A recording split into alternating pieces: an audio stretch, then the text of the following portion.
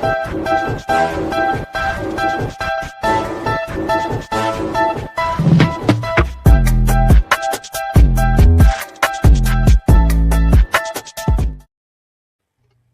everybody. I'm Candid Frank.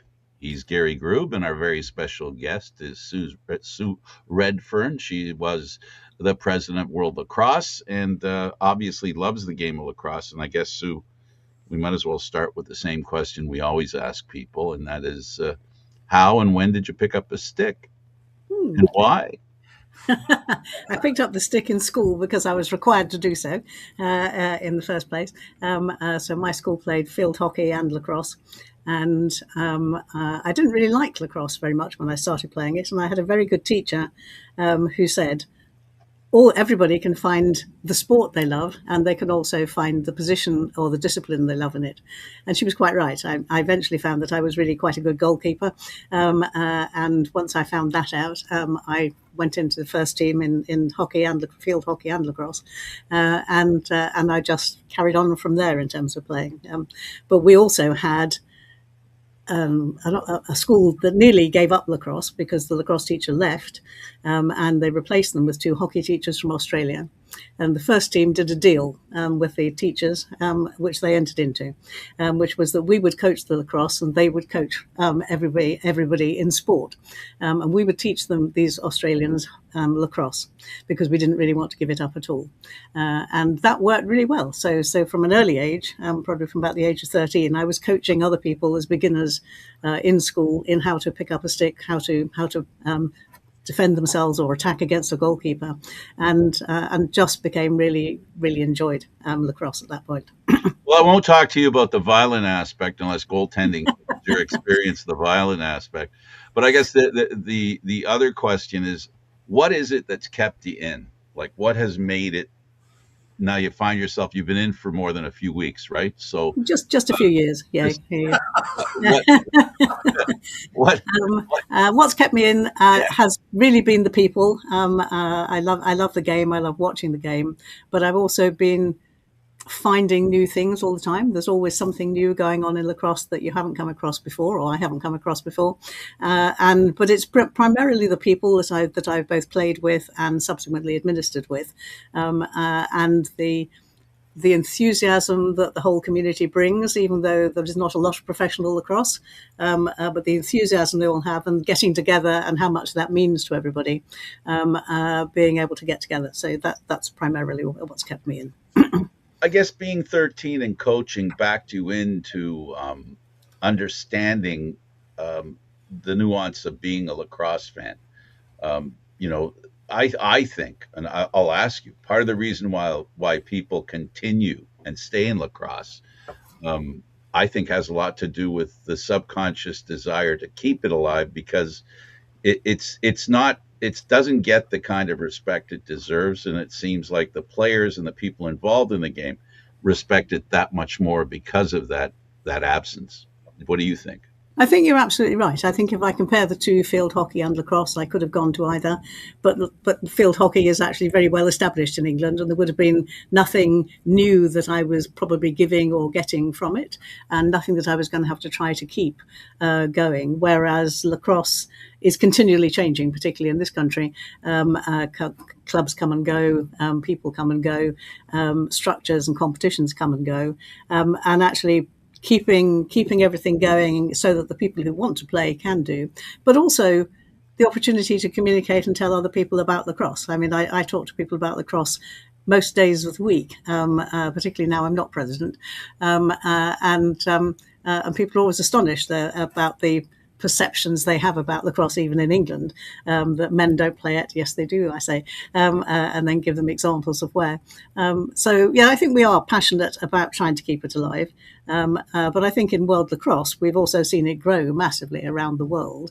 So, I mean, when I started playing, or when even I started as an adult, we had 6 teams in the world competition, potentially able to enter, and now we're into 96, 97 countries who could actually participate. So we've got a much broader range of countries who we can bring in, and therefore the word is spreading all the time.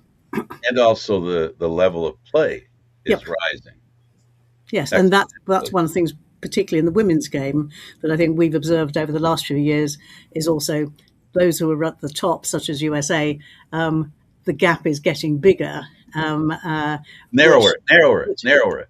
no, it's getting bigger. The gap is getting worse. It's getting more. The best are getting better, and the worst are not getting up as far. If we take the most recent, okay. recent championship, England and Australia have never been out of the semi-finals. They're now out of the semi-finals. That's not a good thing, and that's it's a good thing in terms of world development and getting new countries getting into medal rounds, but it's countries that we have seen as strong are not necessarily as strong now in all cases. So that means they've all got something still to work for, and I'm absolutely sure that they will do that. So. I guess someone's going to have to send them a message in England that they need to pull their socks up a little bit. I couldn't possibly comment. What do you think? Maybe. Hey, normally I only ask a couple of questions, but I'm totally immersed in the idea that 97 countries in lacrosse, and what in the last 25 years, maybe the majority of them, the vast majority of them have picked up the game. Yes. So it's not something, it's not going away. That's the good news, right? Absolutely. We want it to grow faster, and I just want to ask this question of you. In Europe, the game, we have connected areas here. I'm sure you know about Ontario and the U.S. Yep. And Toronto and Orangeville and Peterborough and Buffalo. There's all these pockets and the challenge is not as big here. The pockets are close enough together. What's it like there as far as connecting dots, if you know what I mean? Well, I think in mainland Europe it's quite easy. It's relatively easy for mainland Europe countries to cross the borders and to go. So Germany could go and play in Czech Republic, Netherlands can go and play in Germany. So it's relatively easy for Europe to actually sort of make the transitions across. But they don't have enough opportunity to play high quality lacrosse enough of the time. And I think that's why the USA and Canada are always going to, for the foreseeable future, are always going to be better than the rest of the world, because they have more opportunities with NCAA to play more high quality lacrosse games than anywhere else in the world has. Understood. And it's a long time. There was a movie called Love Story back in the 60s, was it? Mm-hmm. Early 70s, Love Story. And it was in college, and the main character played lacrosse. So it's been around for a while. It's been in college, just like you said. That's very true.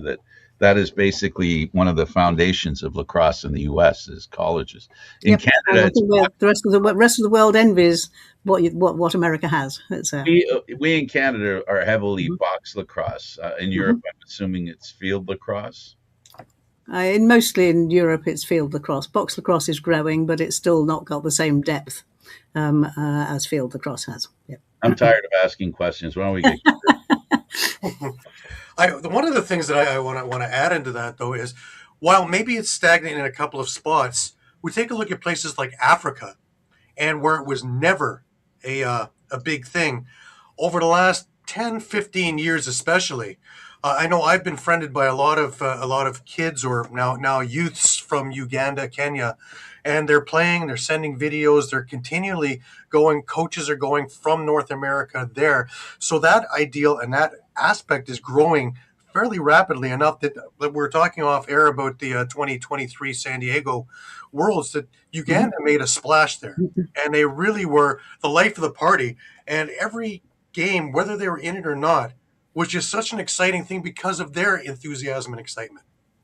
No, I think the development in Africa has been fantastic. It's been very well supported by the International Olympic Committee as well, as part of the grants that they give to World Lacrosse, and we've just been very fortunate to try to get Africa in at a time we're trying for the Olympics at the same time, or we're trying for the Olympics at the same time, and that's been the spur to development across Africa. And once they get one or two, it was just Uganda and I can't think of who was. Oh, sorry, there were just two countries initially, sort of playing in Africa, and now I think it's 10. The last 10 countries playing. I think is last I heard. So it's pretty amazing. And one of the things that they have problems with, of course, is equipment. And absolutely. one of the people I'm going to be seeing later is John Davis, and he sent over a truckload of equipment. And anything that we had that was used or just sitting in the basement or whatever, and they restored it and made it beautiful again. And it's awful funny, I'm watching a video and there goes the Peterborough Lakers jersey going by. It's like you just so yeah, it's growing, and the rest of the world is chipping. The one thing I love about the lacrosse community, and it's worldwide, is when there is a real, we can hate each other for 60 minutes. When there's a real issue, the world comes together and everybody works to solving such a problem, to building, to growing. And like you said, we've gone from 6 or 7 countries to 96, 97 countries now. I had Johnny Meridian on, and he was talking about Armenian lacrosse, and he was boasting about how great it is, and it's a very tiny little place, but once you get the bug, it's there, and everybody's growing with it, and they're starting to soar with it as well. Absolutely, and again, that comes with enthusiasm, but it's also. You mentioned, I think, Frank, bringing North American coaches, or you did as well, bringing North American coaches into Africa and different countries. But actually, lots of other countries participate as well. So we've now got Europeans helping in South Africa, and we've had a Welsh person helping before in Uganda, and that's. Again, everybody wanted to come together to help either get equipment or to try and raise funds through fundraising opportunities, or just to go out and coach for a few weeks or weekends. And I think when I talked to India, when we just had the Olympic announcement in 2023, and I was in India talking to their association, and I said, what can we do to help you develop? Because they've been around for quite a long time, but they hadn't really done much development. And they said, our problem is simple. We've got money, we've got people, but actually what we're lacking is anybody who knows anything about lacrosse in the country. So that was relatively easily solved. We were able to send in some lacrosse people into the country to give them clinics and to teach them how to coach and how to get beginners going. Right. And they're now running tournaments and entering the ASPAC tournament and things like that. So yeah, it only needs 1 or 2 people to be really enthusiastic to help out a country, and you can generally get it going and then keep it going.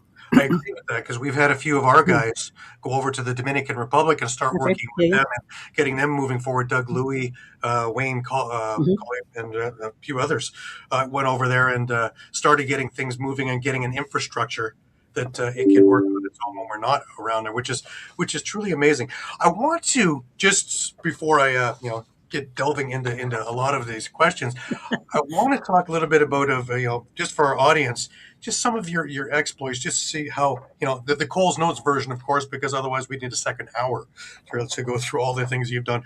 But, you've connected several areas of the sport, which was the traditionally volunteer-led women's game in England, the unification of men and women's international federations, the modernization and worldwide expansion of world lacrosse, greater institutional attention to women's leadership, diversity, and ethics, lacrosse's return to the Olympic Games. Story is particularly notable because it developed through service rather than celebrity. Progressing from a goalkeeper to a tournament organizer to national chair to international vice president, ultimately president of the world body. And by the conclusion of your presidency in 2024, World Lacrosse was larger, more professionally governed, and closer to Olympic mainstream than any previous point in its history. And the naming of the Sue Redfern Trophy ensures that contribution will remain visible at the Premier Championships of the women's game. And I think that is absolutely fantastic and so well deserved. And I was so elated when I saw that the naming of the trophy is so apropos for you, with all the work that you have put in. That bravo. Thank you. I was very honoured by World Lacrosse making that decision and having the opportunity to present it for the first time as well when we were in Japan. So right.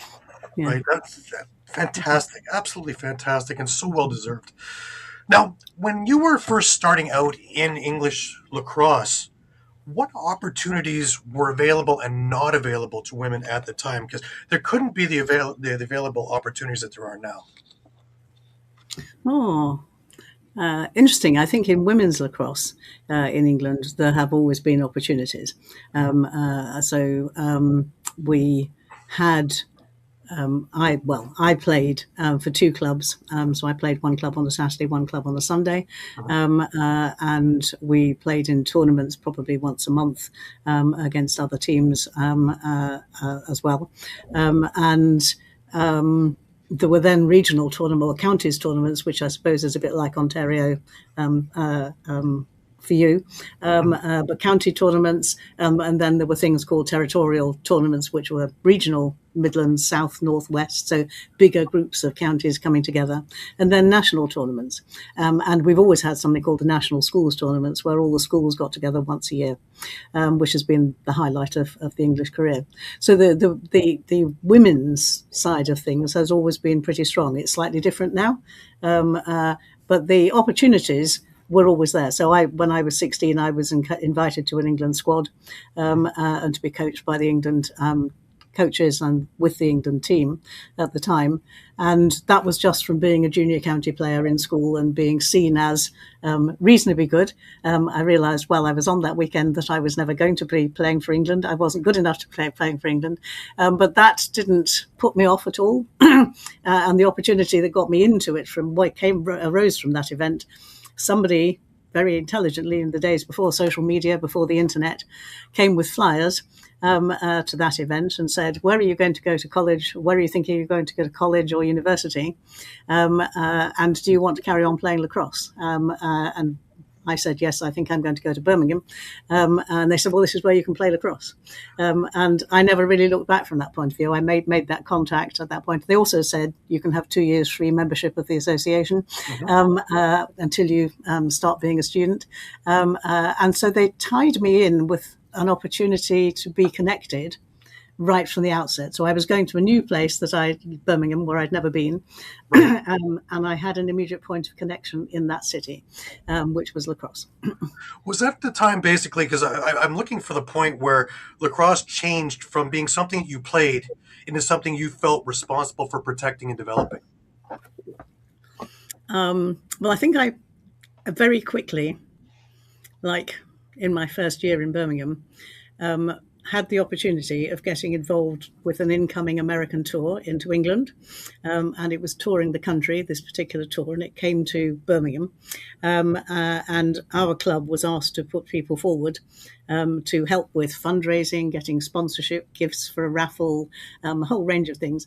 And I put my hand up and got involved and did things I'd never done before. Like I'd never gone and tried to get sponsorship. I'd never tried to go and get gifts for business gifts for anything like that. So it was an opportunity. And then to have the fantastic opportunity of seeing and meeting incoming USA players, this was 1970, incoming USA players and someone who then became the international president, who was the referee at the time, just then sort of inspired me a little bit more, I guess. But then I became club secretary after that because I'd started showing I had some administrative skills. And then I became county secretary and then opened my mouth once too often at a General Assembly meeting. And somebody who was chairing it said, if you've got so much to say, why don't you come on the committee, the main committee? So I did. And I really never looked back after that. But I think I have good transferable organizational skills. So my final job in my profession was as Director of Information Services. So I was running libraries, computing, media, television services for a university, careers as well. And I have an ability to organize things, to remember things, and I enjoy doing it and find it relatively easy where other people find some of those administrative activities, organizational activities difficult.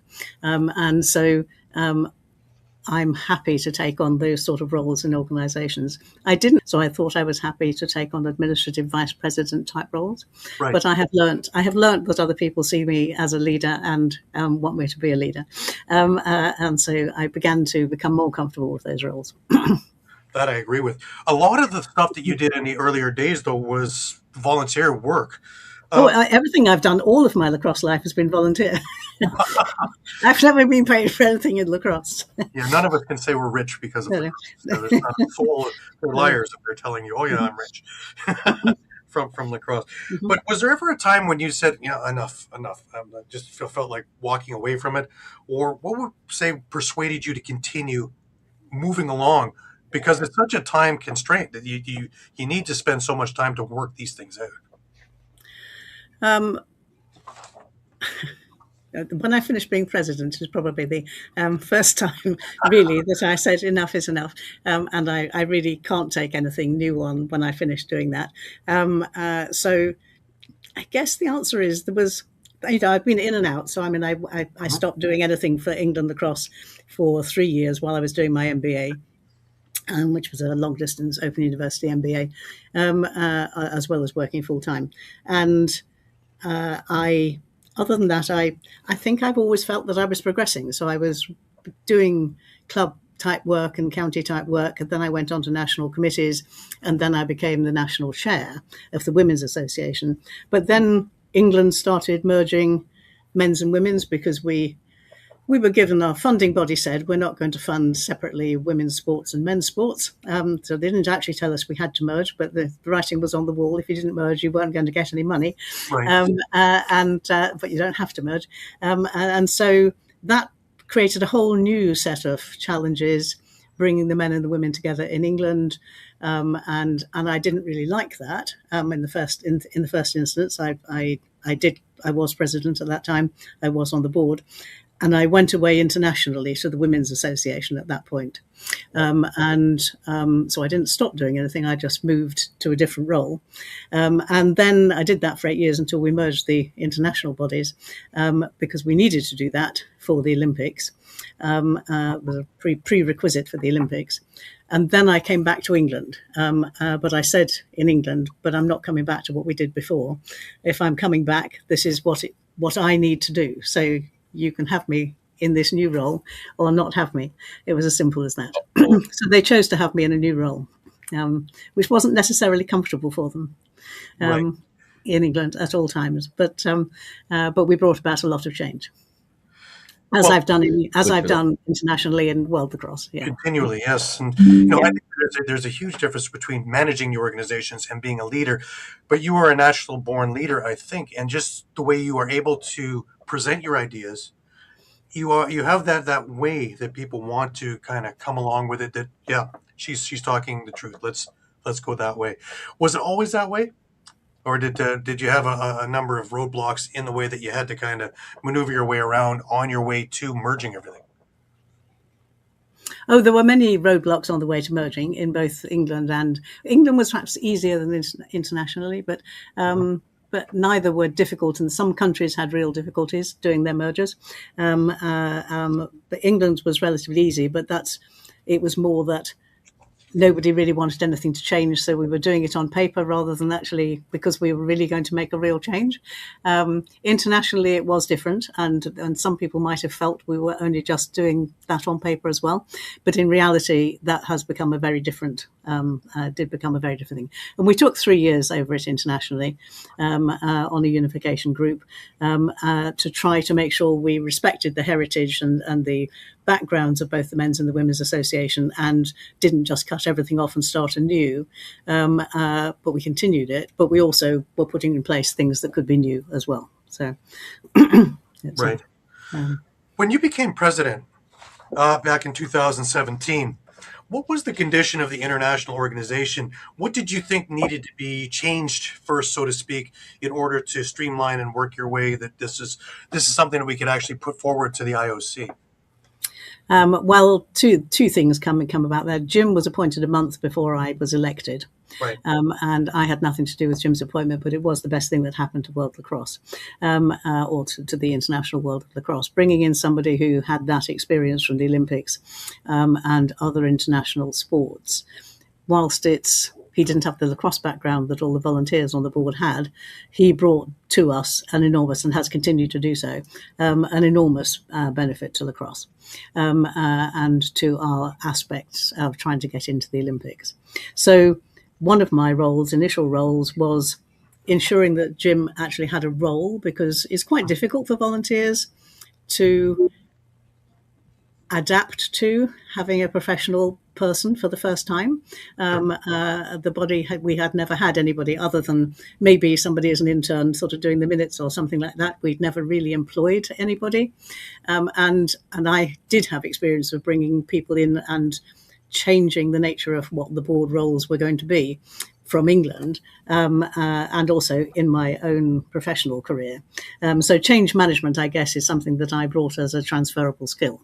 And I knew that we were going to have to work towards that as we got more, not just Jim having a real role as CEO, but also as we brought other staff in, we were going to have to bring in and change board members' roles that would now become staff roles, and that was always going to be difficult. I'm very fortunate in the sense that most of those people are friends, and whilst they might not have felt it was comfortable or what they would have preferred to have held on to, they went with me, and we've then been able to actually move a lot of board roles, what were board volunteer roles, into staff roles, and some of that's still going on. But I think that was a big achievement because it needed to happen. It needed to happen in a way that the staff that we were then employing could feel that they were really taking a significant role in this new organisation. And I'm actually really proud of what we did do. And the board should end up being a really strategic board, directing, overseeing, if you like, what the staff do, rather than being doers. But in that interim phase, and we're still a little bit in that interim phase, that's quite uncomfortable for some people who have been brought up doing and making everything happen. It's quite hard to pass that which you've grown up with over to someone else. But I knew that was going to be a very necessary thing that we were going to need to do, and to professionalise the staff, to professionalise the organisation was really important in coming into the Olympics, and just things like the way we've embraced media and we've increased social media so much, and the streaming and video and World Lacrosse TV and things like that. That's been so important to how we present lacrosse to the IOC world and to other sports, for them to even consider us to be in the Olympics. Right, and to watch everything behind the scenes, cutting edge is really the right words, I think, is watching all the people behind the scenes do everything. And I've been fortunate enough in a number of the events to be part of it and to watch these guys put it together. And really, they work so well together. You never really see anything go haywire, and when it does, there's someone there to fix things immediately. So they really are just really encompassing, helping one another continually. And you're talking about, moving people uncomfortable. Again, this goes towards your leadership and people buying into your vision and where we're going. And obviously it worked, because take a look at where you were and where we are. And it is such, from here to here is where we are. It's been transformational, the 7 years that I was president, but not just because of me. I mean, there's plenty of other people who've made huge efforts and steps forward to actually make that happen. Right. You've helped establish commissions concerned with ethics, women in sports, diversity, and opportunity. What problems within lacrosse made these commissions so necessary? That's an interesting question. I think at the time we established the diversity and equity commissions and the women in sport commissions, we didn't have women's box, for example, so we didn't have equity in the playing round. But also, many countries were telling us that whilst they notionally signed up to developing women as well as men, actually they were only developing men, or they were only interested in their men's national teams. And so it was important that World Lacrosse said, this is what we want, and this is where we want you all to go with us. Now, everybody isn't there yet, and I wouldn't expect that to happen, but it was important that World Lacrosse was actually saying, we want equality, and we want the diversity to be respected regardless of where people's backgrounds are from. So that was that. The ethics, there wasn't actually any particular problem with ethics, except that we had a gap in the sense of if we had a problem, an ethical problem that anybody reported to us, we didn't have anywhere to send it. And we had a sort of quasi one of those, which came to the board. And then we realized actually we really need an ethics, commission, because that's what other organizations our size have. And you have somebody other than me and Jim trying to resolve this problem, which is really what happens if you don't have something like an ethics commission to refer things to. And it has to be said that also at the same time, the IOC was developing good governance practice and making recommendations to all international bodies about what we should be doing. And so they send us a questionnaire now every year or maybe every 2 years. Every IOC sport has now to fill in that questionnaire to say what do they do, how do they do X, Y, and Z? How do they appoint? How do they do nominations? What is their ethics policy? And various other things. A very long questionnaire. And we looked at, okay, what are our gaps? So that we were able to see that questionnaire before we had to complete it. And therefore we were able to identify what our good governance gaps would be if we were accepted into the Olympics. And we were privileged to be able to actually see that at an early stage. And that gave us a guidance as to what sort of things we needed to put in place. When you talk about fairness, ethics is one thing, fairness is another. The biggest problem with both those issues are the little problems that become big problems. For example, with your ethics committee, right? You can always have the big committee that's going to remove the president because of X reason, right? but I'm sorry, I didn't mean to sound like I was trying to be funny. I wasn't trying to be funny.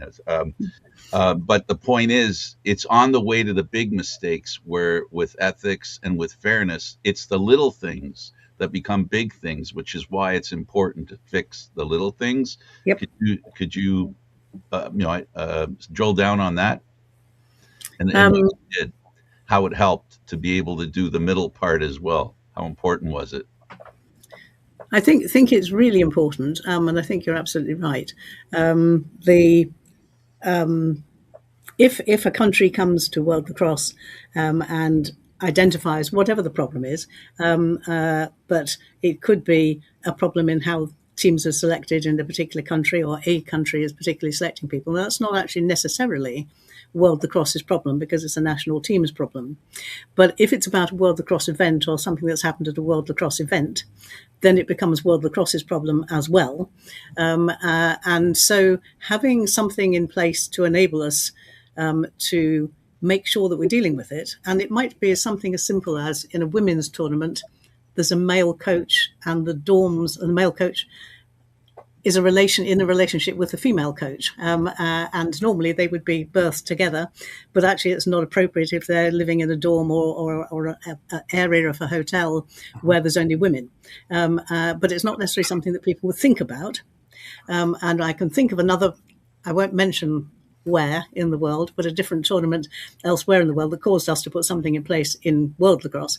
And that was that the athletes going into a regional competition, the male athletes were all given individual beds, and the female athletes were made to share beds. And this potentially became a real problem because one women's team was just sitting there saying, "This isn't fair. This is not right. The men's team shouldn't be having a priority over the women's team in terms of beds." And if you're giving one bed per player, you should be giving that for men and women. And so they refused to go into their accommodation. We weren't involved with that except hearing it on the outside. But we then said, okay, we need to put in place regulations for World Lacrosse's competitions to make sure that doesn't happen, because the host city has a lot of say in what the accommodation is. And obviously the national teams choose how much they want to pay and where they're going to place their teams. But we as World Lacrosse need to have in place guidelines which says X should happen. So we took the opportunity of actually learning from the complaints that we received that were minor, and weren't in one of our competitions. But we took that opportunity of actually saying we need to put something in our guidelines to prevent something like this happening for the future. It proves you understood the question I was asking, because at the end of the day, what it comes down to is about making every event the best experience it can Yep. be for each and every athlete, coach, and Hmm. whoever, and the viewers, the fans as well. So sometimes those little issues that some people think aren't that important Yep. become very important if you don't handle them. So that's why I admire what you said about, dealing with that issue. There are real complications that present themselves on a daily basis, almost an hourly basis. There are, and mostly these days the staff are dealing with those. So because Yeah. that's why we have a professional staff to deal with it, and those are the sort of things that we now mostly don't have our volunteer board members dealing with, because it is now a staff priority, because they should be spending the time on dealing with those sorts of things. It, But it, the board can still play their role by hearing about what's happening elsewhere in the world, what concerns there are, and then enabling the staff to put something in place to prevent those happening in the future. and because women are on still on the curve, right? A Mm-hmm. lot of the issues that are resolved in men's version, because Mm-hmm. they've been around so long, women are kind of not only catching up with the play, with the equipment, with the facilities, they're also catching up with the interaction and the way it all fits together. Yep. That's why I admire what you were saying there about the Mm-hmm. rules. You see, because I know about what it's like with boys and men. I'm Mm-hmm. not very aware when it comes to women, but because of lacrosse and other sports, and I become aware of women's sports, the issues that women have to deal with are ones that men don't even have to think about. For example, sleeping together in a bed. Yep. They should have a separate bed. Yep. That's not even I don't even know how that even took off for a moment. No, I don't think any of us had any thought about how did that decision ever come about, but it came about. It came Yeah, about, and I'm sure through perfectly good intent, it came about. But it and the hotel, actually, they were in the hotel. The hotel said there was only a rule that they had about men. The hotel only had a rule about men. They didn't have a rule about women, which was just quite interesting. So even a commercial organisation had got the problem in their policies that right. they had actually sort of ever considered before. It's just interesting. It's just interesting, that kind Really. of the game behind the game, if you will. And that must have is that one of the reasons? Because when you were talking about why you like doing this organization, these kinds of challenges come. I'm not saying you're looking forward to those kinds of specific challenges, but some of the off the wall stuff that happens. You blink, and then you ask yourself, and then you go, okay, well, let's see, how are we going to deal with it? It Yeah, must be so. It must be. I don't mean to say this heavy-handedly, but a little bit. It must be fun, the new challenges that come up, and you must laugh sometimes because the solution's so simple, and you wonder why couldn't this been yes. resolved sooner? Or why didn't we ever think about it? Or why didn't the Exactly. person Why ever didn't think it about grow it? up? Yeah, yeah. That- It's yeah. So there was a lot that needed resolving, and I think there was never a year when I was president that something didn't come up that still took me by surprise, and I thought, how on earth did this come about, and why did it come about? And actually, then you get over the shock of that or the laughter about it, and then you say, okay, what do we need to put in place to stop that happening in the future? And the important thing is to make the experience of being women's lacrosse mirror men's lacrosse as much as you can without any difference. Because at the end of the day, if you're going to keep people interested, you have to have them enjoy the experience and feel like they Absolutely. matter. And that's what makes your job harder with women's lacrosse, which is overall, this is the point I'm getting at.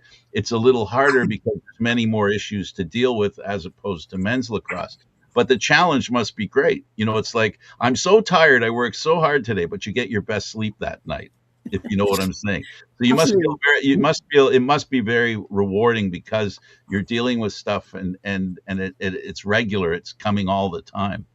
Yeah, I think there's definitely that. I mean, I think there were a lot of, because we're an organisation based in the USA, there was a lot of very late nights for me during my presidency, dealing with sort of legal people in America in their working day and other such things. But it was all part of the rich pattern and my mind is, you're quite right.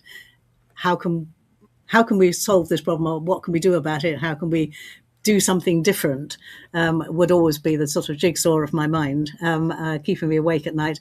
How can we actually do it, and who's going to solve this problem, and how are we going to take it forward? I'm just going to pick up something you've just been saying about sort of women. There was definitely a significant difference between women and men as we came together.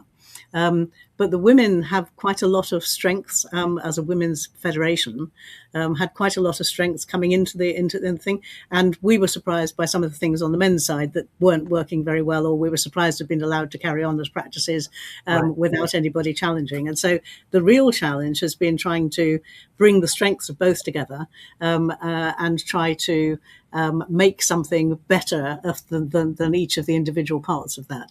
So both definitely had strengths to bring in and things that we built on, and hopefully we haven't lost anything in the process. But definitely there were strengths from both, So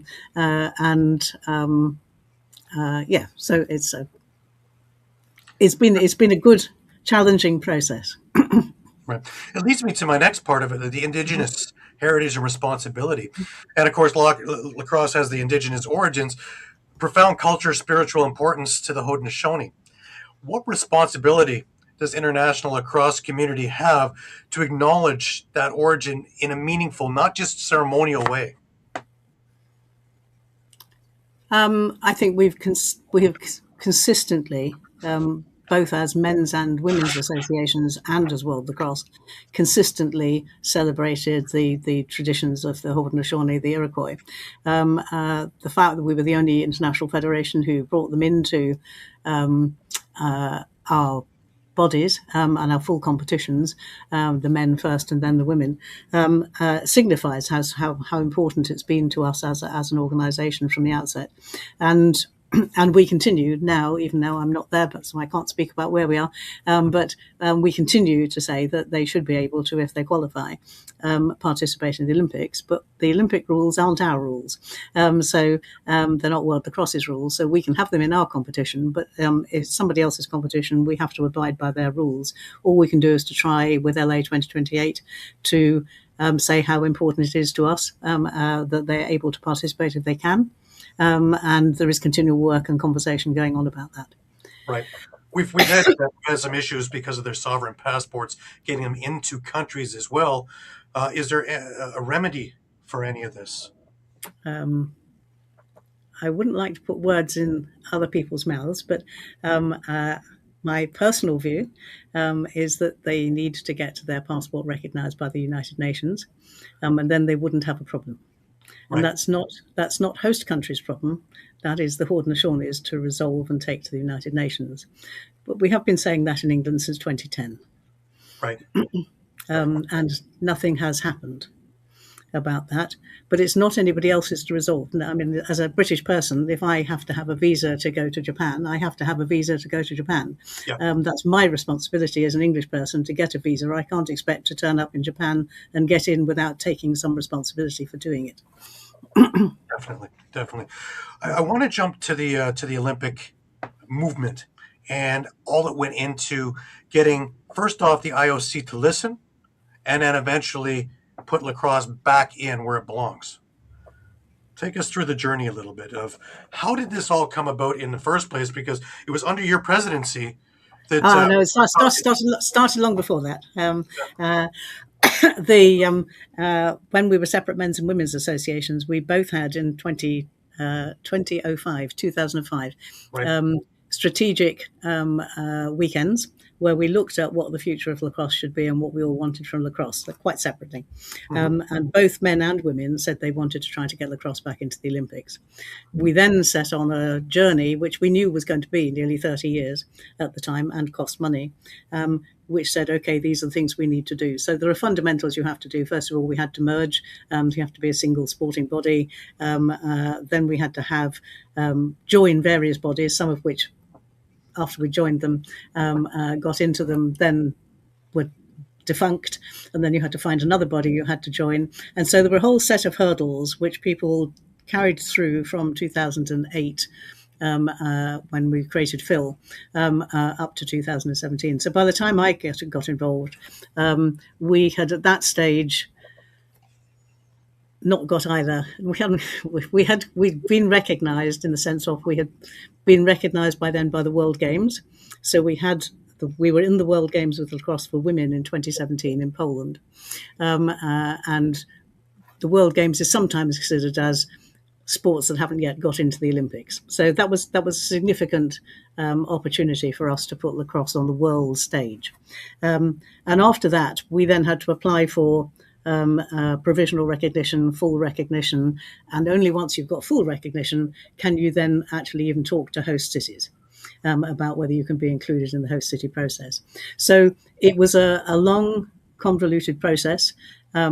Against rules that are not written down anywhere, so you're having to continually talk and negotiate and think laterally about how can we actually take this the next step. How can we actually sort of influence?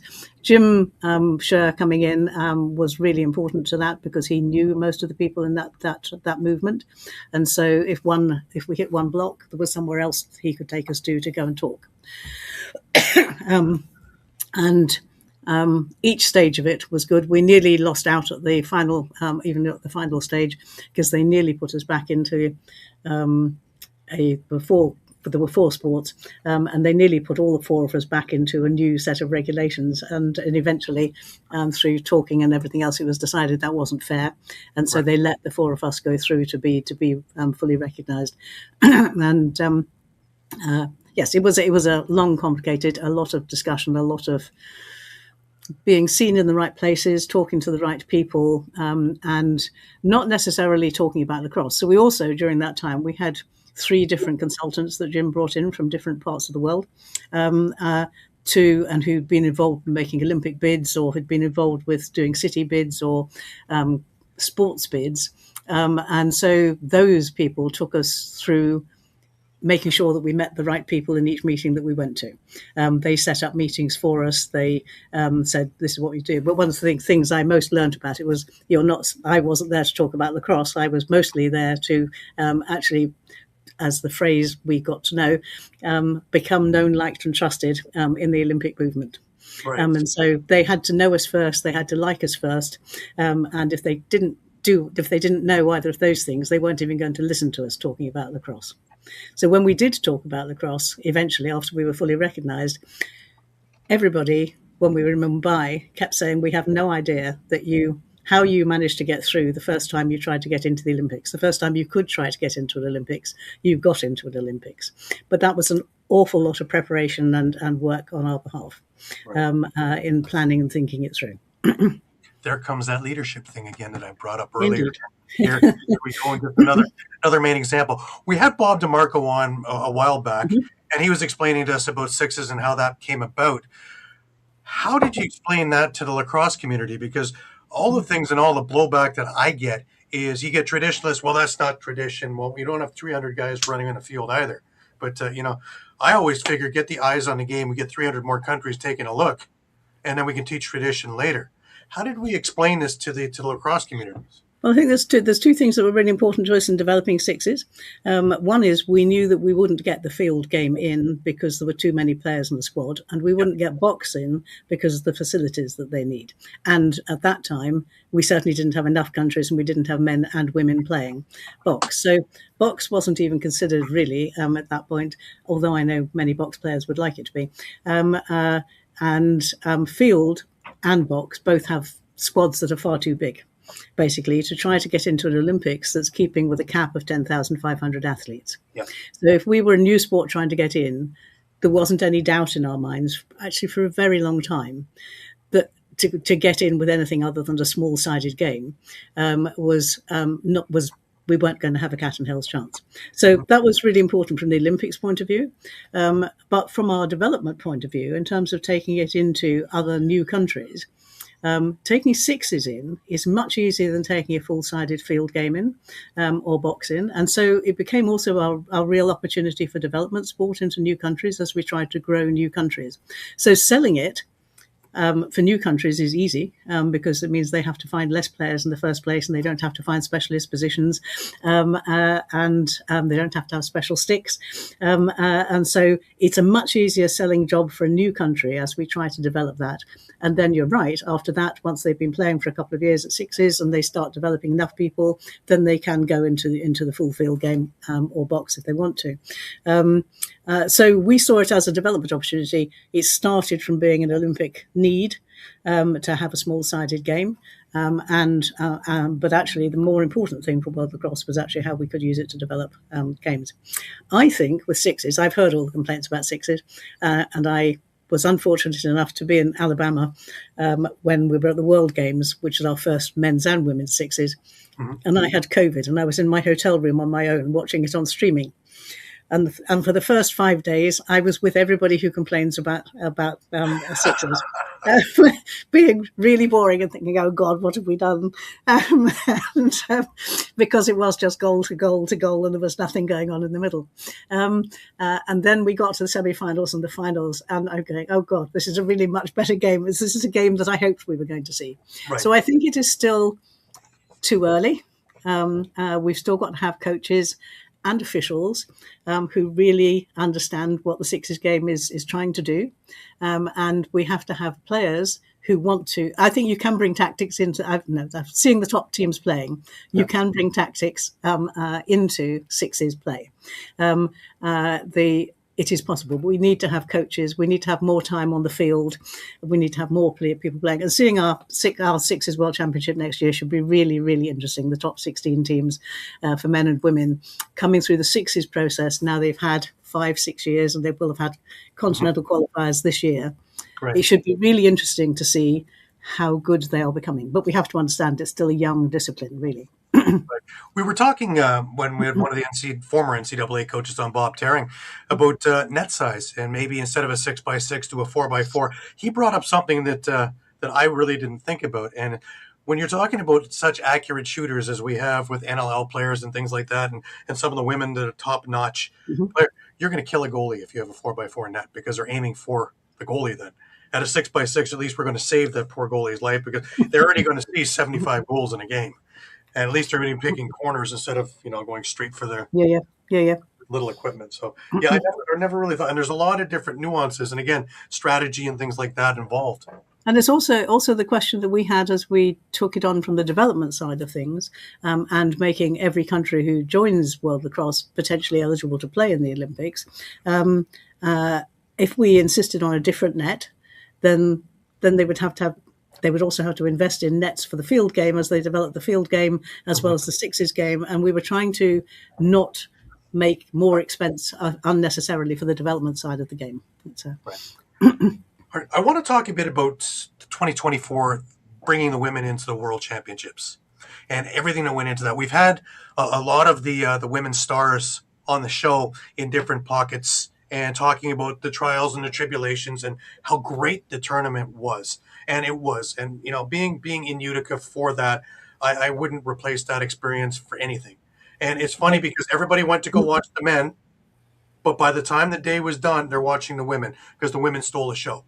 Pretty much game after game after game stole the show. And the other thing that got to me was the camaraderie.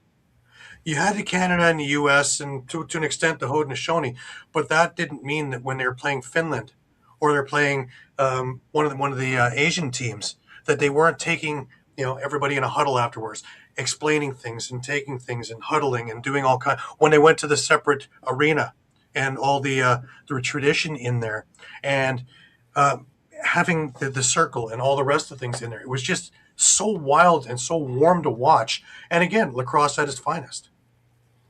I thought Utica was the best experience of my life. It does have to be said. It was not only because I had argued for getting women's box championship, so I take it back a little bit and go to 2019. I had never seen a box game at all. Wow. Ever. There's virtually no box in England, and I had never been to Prague at that point. So actually Ron Balls, who was then on the board, said to me, "Sue, I really think before you get to this box in Langley, you really should see box lacrosse. So come and see Peterborough Lakers one evening." So there was about 6 or 7 of us all went. I was absolutely hooked into this game of Peterborough Lakers. The rest were chatting away and having beers and things like that. And Ron said to me halfway through, he said, "You're really engaged in this, aren't you?" So I said, "Absolutely." I didn't expect to like it. I thought it was going to be very noisy, very rough, very fighting, and a whole range of other things that I've seen on social media. But I didn't allow for the fact how much I would have liked the game. So then we get to Langley with the men, and at the end of that, I said, I'm going to challenge the world to actually say we need to actually bring about a women's box lacrosse tournament, a World Cup. I didn't expect, once I asked Michelle to chair a group of people who were not involved in our board and not involved in any of our committees. I just chose people who I thought would be good people to try to develop a pathway for us. And they did a fantastic job. Of bringing forward a report and thinking and getting people talking about it around the world. And they didn't take no for an answer. They still kept going and saying, wouldn't somebody like to play in country X or Y? And I was really pleased that the board had a long discussion about whether we should or shouldn't invest in the money and bring in another tournament or whatever. But actually, I'm glad that we did win the day, and we brought in the women's box. And I totally agree with you. I thought it made, from everything everybody told me, I thought having the women there as well as the men made it a really fantastic event in itself. Utica is also a fantastic venue for doing an event like that. I had never seen anything like that, to have 4 floors going at the same time, and men, women, and the main games in the other one in the big arena. It was so well organized. Everything had meaning and purpose, and you could catch anything and anyone. And you could find people everywhere and talk to them sort of as you were spectating and things like that as well. It was a lovely final event for me to be at. Even the merch in the hallways between the arenas, whether you had women's box set up with their stuff or some of the equipment places, or just teams selling their pins and pennants and jerseys. And it was so amazing to see everything all together, and everybody working together. No, it was a one much even more impressive than I hoped it would be.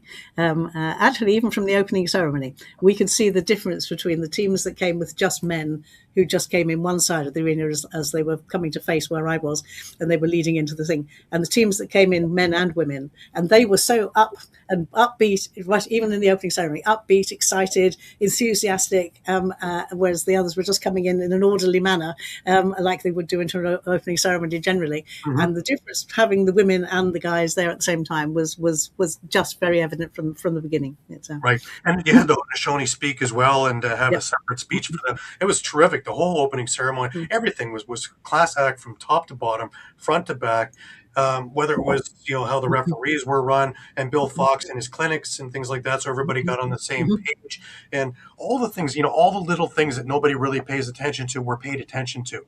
And it just goes to show that when you take a look at all the little things, the great big thing comes together even that much more spectacular.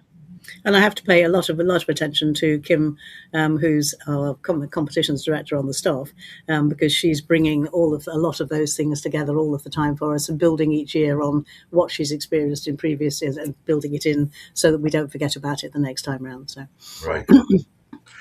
Here's a tough one for you. Of all the things that you've accomplished, what would you say makes you the proudest? Oh, getting lacrosse into the Olympics, undoubtedly.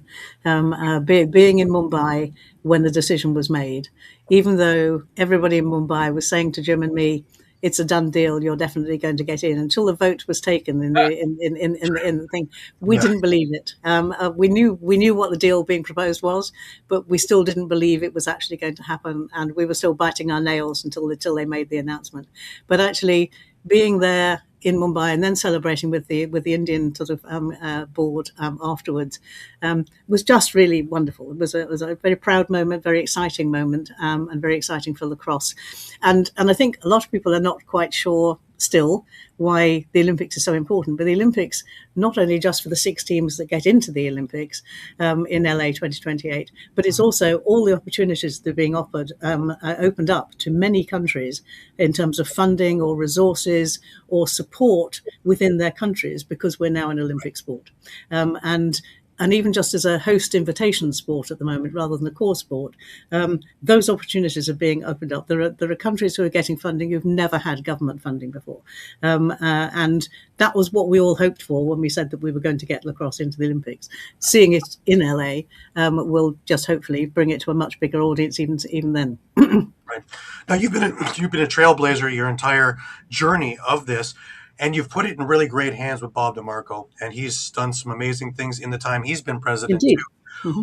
Where do you hope that this is going to head in the future? Where would you like to see this eventually? That the grandiose scale. I would like us to get as a core Olympic sport. That's going to be a really difficult uphill task. Maybe a bit easier because of the decisions the IOC are making at the moment in terms of how they're going to go forward with Fit for the Future. But as it stands at the moment, we have to keep applying to each host city for lacrosse to be part of it. So they're all working on applications for Brisbane as we speak, because they've just recently made the announcement of what's going to be the process for Brisbane, for which I don't have any details, but I did just read that they just started making some indications of what is going to be needed. So I'm sure the staff and Bob are working on that as we speak at the moment. But undoubtedly, getting it as a core Olympic sport would be absolutely fantastic. And because of Fit for the Future, it does give the opportunity of changing from sixes to field if that was an opportunity in the future in terms of numbers. It does provide that opportunity if we wanted to. Or we could keep it the sixes, and we'll just see how sixes goes as it stands at the moment. But sixes is the right answer at the moment. Right. So. One of my favorite questions to more or less tailor us to the end is when people talk about Sue Redfern's legacy many years from now, what do you hope that they say? That we professionalized the sport and made it an Olympic accessible sport. That's really what I would like to say, and that women became. I'm trying to think of the right word. Became equal in terms of the disciplines during my presidency. That's the other thing that I'm really proud of, actually, during that time. That's what I was hoping you would come with the amount of work that you've done. But it's certainly not. I've never just approached it from a women's perspective. I came in to run a merged association. I didn't come in to run a women's association. So the women's side of it is really important, but it is the whole that's as important for me. One of the things is, though, that the men's thing already had was already working, or to the most part working. The women's one was, in essence, a neglected little thing that needed that extra oomph, and you were able to give it that and give it its stage and organically watch what really happened.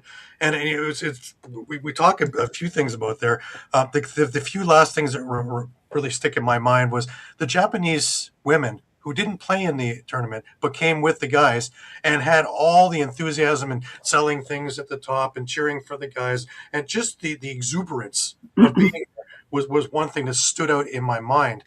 But the other thing was the made-for-TV movie that happened in the gold medal game. You know, you had the big bad Canadians who were going to win it all, and here come the Americans coming from behind in the fourth to take it and actually win the gold medal on their home soil. You know, being Canadian, it kind of hurt a little bit, but for the good of the game, I think that was the right result. And when we actually delved into it and talked about the federations, U.S. Box Law actually put a whole lot more into it than Lacrosse Canada at that time, which maybe kicked some butts over here to try and we can't let that happen again. The other thing I'd say at the end of what people look back on it was that women should think there isn't a glass ceiling. by seeing me as president during this particular transformational period for lacrosse. There isn't a glass ceiling for women. You just have to be prepared to grasp whatever comes your way, whatever opportunities there are. And you don't have to wait to think that you're fully qualified for something. If you think you've got something passionate to say or think that you could actually make a difference, put yourself forward. Right. One last thing for you. If you could speak to that young goalkeeper who joined Birmingham Ladies in 1969, what would you tell her now? She would never have believed she was where she's been, that's for sure. I'd probably tell her that she should, as well. I played goalkeeper, I should say, when there were no face masks, there were no helmets, and there were no goalie sticks. So it was a very different era. You had to be really brave to play lacrosse goalkeeper when I was a lacrosse goalkeeper. But I would just say that you will get out of lacrosse as much as you put in. And that's what I would say to any young person. So. Absolutely. Sue, I really want to thank you. I want to thank you on a number of levels. I want to thank you for all you've accomplished. I want to thank you for always being accessible. I want to thank you for all the patience and all the leadership that you have given over all the years that you've been part of this. And I really want to thank you for taking your time and talking with us about it. Okay. Thank you very much. Thank you for having me. So. I'm surprised, Sue, your head is still in the picture. Mine was growing just listening to Gary list all the wonderful reasons why you're so wonderful. My goodness, I didn't realize how wonderful you were. You haven't read his script then, obviously. Exactly. I'll just say ditto. Make it easier, ditto. And I think the biggest thing I can say to you in recognition of what you've done is the patience to ply through unearthed situations that require fixing sometimes sooner rather than later. And I understand the challenges that means you overcame. And for that, I thank you for accepting the challenge of bringing lacrosse to the Olympics. You're part of it. I know it wasn't all you, but I think a fair part of it was. So for that, I thank you because I look forward to seeing lacrosse at the Olympics. And anybody who plays lacrosse, anybody who's ever watched lacrosse, anybody who's touched lacrosse understands more than any other sport would how important this moment where they'll be in the Olympics is. Yeah. Absolutely. Yeah. Thank you for doing this. Okay. It was fun. It was fun learning a little bit about all the different ways to organize, and we haven't dealt with certain issues before, so it's good to learn about what it takes in lacrosse. And the other lesson that between the women's game and the men's game, there are weaknesses and strengths in each, and cross pollination can work. And I wish you the best of luck in future. And again, thank you for being here. She is Sue Redfern. She is the former president of International Lacrosse. Gary Groob, right there, top left corner. I'm Candid Frank. Thank you for watching Thursdays at 4 for everything you want to know about lacrosse and more on NLL Lacrosse Talk.